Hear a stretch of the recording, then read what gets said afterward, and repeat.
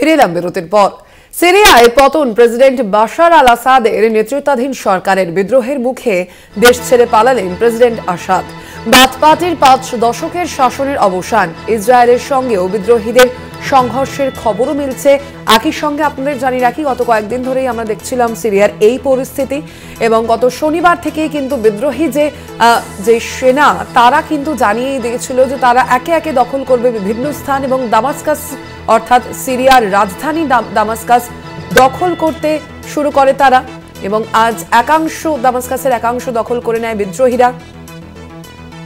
আমরা এই বিষয়ে আরো বিস্তারিত জানবো। ফোন লাইনে রয়েছেন প্রতিনিধি জয়ন্ত চৌধুরী। জয়ন্তদা, কি জানা যাচ্ছে এই মুহূর্তে সিরিয়ার সামগ্রিক কি পরিস্থিতি রয়েছে? সামগ্রিক পরিস্থিতি বলতে পুরোটাই একটা অরাজক অবস্থা, এবং সেখানে আসাদ শুধু দেশ ছেড়ে পালিয়েছে নয়, পাশাপাশি তারই দলের যে প্রধানমন্ত্রী তিনি আবার এই যে বিদ্রোহী যারা তাদের সঙ্গে তিনি একটা বোঝাপড়াও করে ফেলেছেন। কিন্তু তা সত্ত্বেও সম্পূর্ণ একটা আইন শৃঙ্খলাহীন অবস্থায় রয়েছে, কারণ বিদ্রোহীরা মোটামুটি সমস্ত সরকারি জায়গা প্রায় দখল নিয়ে বসেছে। সব থেকে বড় ব্যাপার যে সেনাদের যে জেলখানা সেখানে ছিল, যে কারা ছিল, সেই কারা দরজা খুলে দেওয়া হয়েছে এবং সেখান থেকে সমস্ত লোক বেরিয়ে যাচ্ছে। সব মিলিয়ে একটা চূড়ান্ত আইন শৃঙ্খলাহীন একটা অবস্থায় গোটা সিরিয়া জুড়েই তার প্রভাব পড়তে শুরু করেছে। ধন্যবাদ তোমায়। আমরা কথা বলছিলাম, ফোন লাইনে ছিলেন প্রতিনিধি জয়ন্ত চৌধুরী। এই নিয়ে আমরা কথা বলেছিলাম আন্তর্জাতিক সম্পর্ক বিশেষজ্ঞদের সঙ্গে, তাদের কি প্রতিক্রিয়া, তারা কি জানিয়েছেন এই বিষয়ে শুনবো। এটা পশ্চিম এশিয়ায় সামগ্রিকভাবে একটা নতুন ইকুয়েশন তৈরি করবে বলে আমি মনে করি। তার কারণ হচ্ছে যে সিরিয়াকে কেন্দ্র করে বহু সময় ধরেই পাশ্চাত্য দুনিয়ার সঙ্গে একদিকে রাশিয়া এবং পশ্চিম এশিয়ার কিছু রাষ্ট্র, তাদের মধ্যে একটা ক্রমশ প্রায় মতবিরোধ চলে আসছিল বিভিন্ন ইস্যুকে কেন্দ্র করে।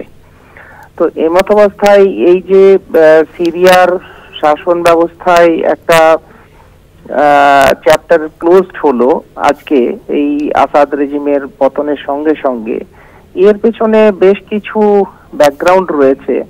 এবং সেই ব্যাকগ্রাউন্ডের মধ্যে একদিকে আমরা দেখছি যে রাশিয়া ইউক্রেন ওয়ারের সঙ্গে যুক্ত থাকার ফলে সিরিয়ায় যে আসাদ রেজিমটা ছিল তারা কিন্তু সেরকম কোনো সমর্থন সেভাবে পেয়ে উঠতে পারেনি রাশিয়া থেকে।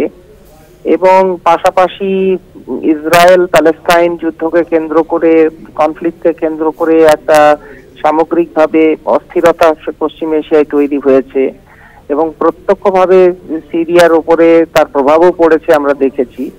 সুতরাং সব মিলিয়ে এখন এটাই বলবো যে পশ্চিম এশিয়ায় একটা নতুন টার্নিং পয়েন্টের সূচনা হচ্ছে, এবং আগামী দিনে পশ্চিমী দুনিয়া কিভাবে এটাতে রিয়াক্ট করে, এবং রাশিয়া এবং চীন এই রাষ্ট্রগুলোও কিভাবে রিয়াক্ট করে এই সিরিয়ার অদ্ভুত পরিস্থিতিকে কেন্দ্র করে, সেটাই এখন লক্ষ্য করার।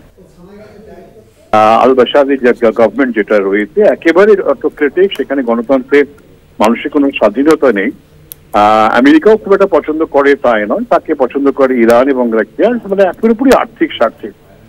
রাশিয়া সেখানকার যে ন্যাশনাল গ্যাস আছে সেগুলোকে তুলে কি করে প্রসেস করে বিক্রি করা যায়, রাশিয়া সেই ধান্দা রয়েছে। এবং সেখানে ওই জন্য সে বাশারের গভর্নমেন্টকে রাশিয়াই সাপোর্ট করে গেছে। কিন্তু মুশকিলটা হলো যারা তারকে সরাবার চেষ্টা করেছে তারাও যে খুব একটা সাধারণ মানুষের পক্ষে কাজ করবে সেরকম মনে হয় না। কেন তারা একটা তারা একটা আল কায়দারই অ্যাফিলিয়েট বলেই আমরা এতকাল জেনে এসেছি। যেভাবে সেই বাশারের গভর্নমেন্টের বিরুদ্ধে যেভাবে লড়াই করেছে, অস্ত্রশস্ত্র জোগাড় করেছে, সব আল কায়দা নেটওয়ার্ককে ব্যবহার করে। তার ফলে মানে সিরিয়ার মানুষ এই মুহূর্তে যে একটা বিরাট বিকল্প ছিল তা নয়, একটা ধরনের অস্থিরতা থেকে আরেক ধরনের অস্থিরতার দিকেই হয়তো যাবে।